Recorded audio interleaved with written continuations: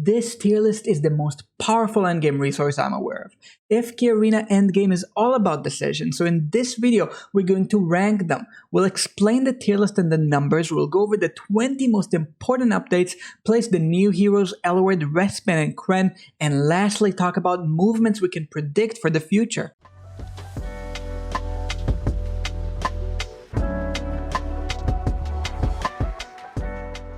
I'll have everything in timestamps below, so feel free to move around, but before you do, like and subscribe to help me grow this channel.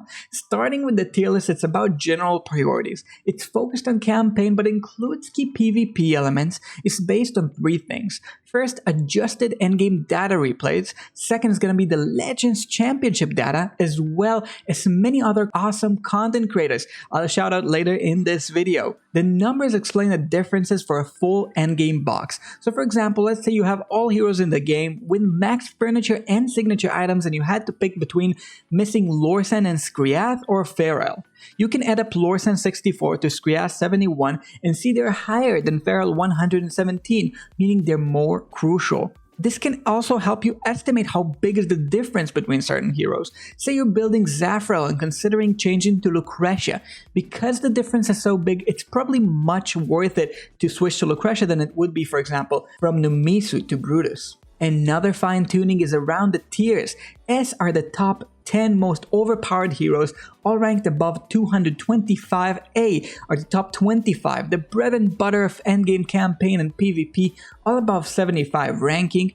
B are balanced heroes. These are either key substitutes or secondary carries that you should know how to use at the 25 to 75 range, and the bottom 25 are divided between 2 tiers. At C, you have niche heroes. These are heroes that will sometimes reward smart players who use them well, but are rarely seen in the endgame due to their flaws. And F are heroes that need a buff. They're mostly outclassed by other sets. We'll get on more on that in just a moment. So without further ado, let's talk about hero movements.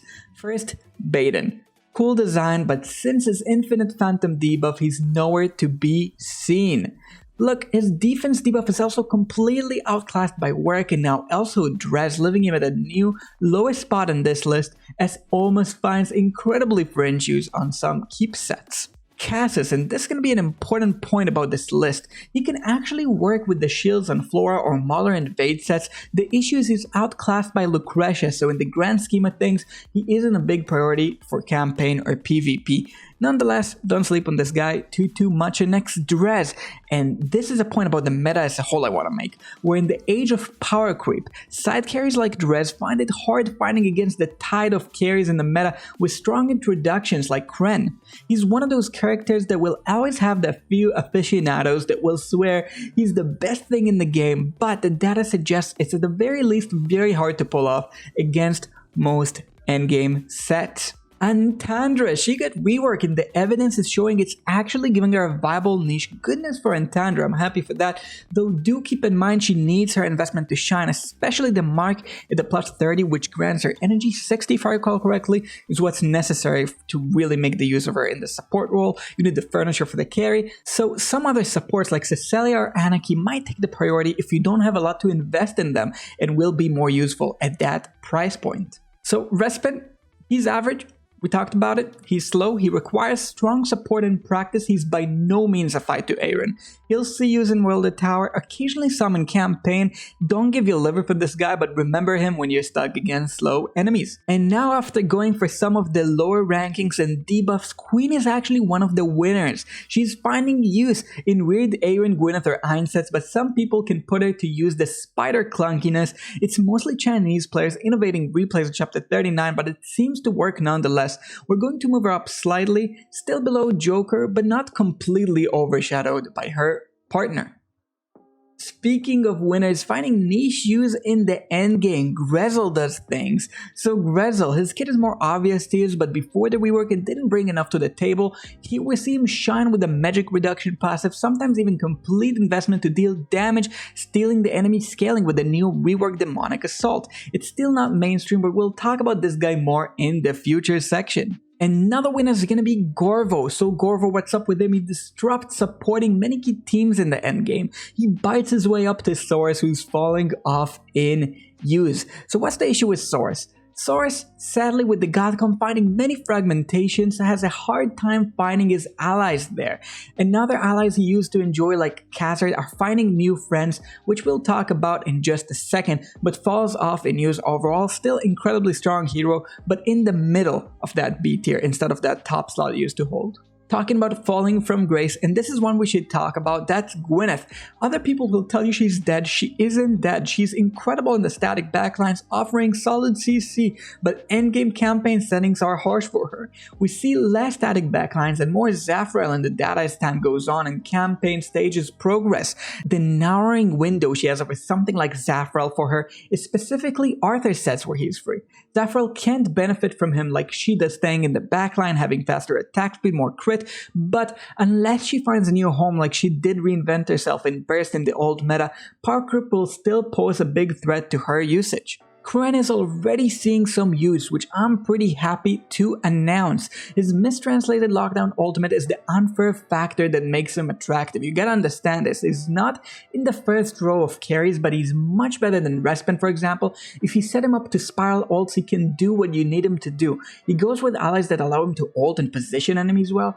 Think Skriath, Scrag, stuff like that. And while we're not talking about a revival for the Brutus smaller meta, he's very good in a skilled player's hands. Now you see this new icon, this is gonna be Eluard down below. Just thought it's a nice meme, but yeah, Eluard finds a decent slot in the upper echelon of B tier. Allow me to explain why Eluard belongs here. The best of the new heroes in my opinion. This ranking is tentative. I predict he won't be easy to use, but he could bring incredible value both as utility support and as a side tank. Given you have his furniture and can fulfill the conditions for the furniture, the repeatable double immunity and the one-time whole team immunity gives a fight for the top 5 abilities currently in the game. Note, you can cheat out those conditions with a certain haste benchmarks tree and windbinder artifact, and these are the type of things we will test and figure out on stream. So check out the link below for my Twitch to follow and get notified when we go at it. And for the next one, this is one that the OGs will know saddens me very, very much, but I gotta keep it real here.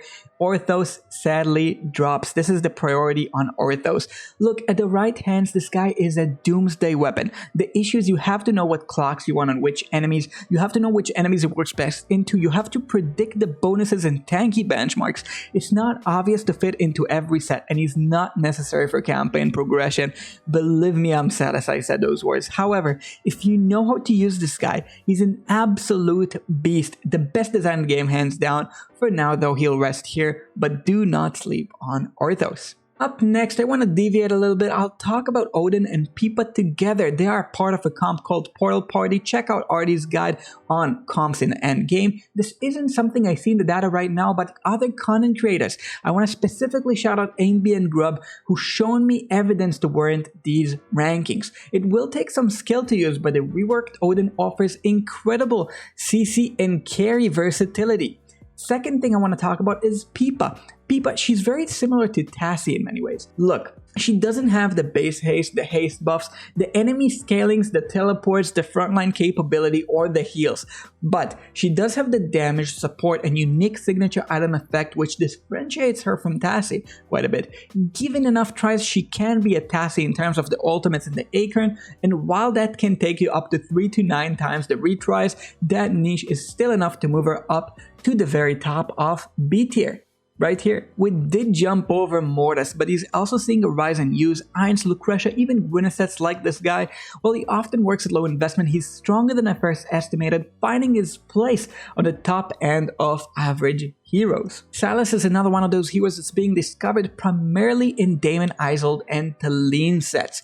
In PvP, he's seeing usage alongside Alna, Lucretia becoming pretty mainstream there as well. A strong hero, while we do see many more immunity effects than we used to have in the game, this guy brings healing, counter healing, and buff utility with him. So because of this, he holds a strong spot in the middle of A tier, getting stronger and seeing use in many more sets. As for Khazard, Khazard moves up. Now this is higher than what he used to be significantly. With this list focused on campaign, his signature item ability is crucial for certain sets. You don't have to ascend him all the way as my gazing guide showed or invest in his damage for this to work, but he offers strong, valuable lockdown that's hard to replace. It's also flexible. This isn't necessarily Gwyneth sets, nor is it exclusively Slumber sets that some of you are familiar with. Sometimes he can offer a second slow set alongside Daemon to dominate endgame troublemakers.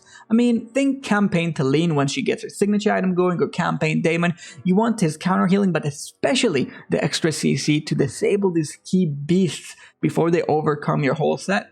Tasi is a hero that moves a little bit down. Now, she's not bad by any means. She's still absolutely incredible and a part of my top 15, just not as required as she used to be. Many heroes like Khazard Alna, Pippa, and Wukong, cheap at the replay slots she used to be necessary in, and while she's not as necessary in those, still an absolute beast. Do not sleep on Tasi Alna.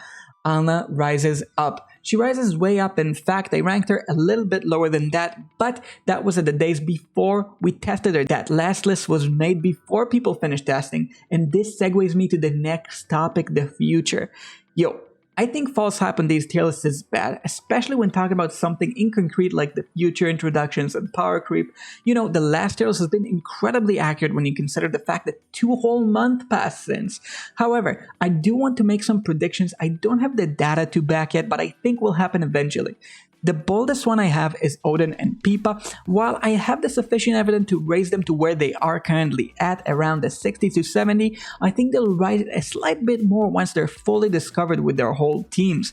And another good note, since the reworks and power creep pushing out secondary carries, I think Gwyneth, Respen, Joker, and Kren will eventually fall off. I don't think they'll be entirely unviable, but they might move down half a tier in a similar fashion to what happened to Sophia. A bold prediction would be that eventually the same would happen to Isol Eironn, but do not fret, this is not anywhere near the close future. This might happen very far away if they introduce a bunch of overpowered carries. I want to end this as a positive note. I've carefully raised Grezhul to the bottom of B tier, and I believe he'll eventually get even to the very top of it.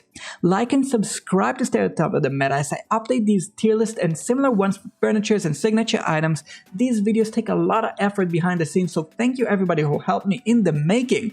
And the meta is definitely taking a good direction. Great new discoveries with new heroes rising to the top, and many more viewers like you being an active part of that meta and discovery. Let me know what you think about these placements below. It means a lot to me. Thank you so much for watching and sticking through, and for now, I've been Linker. Peace.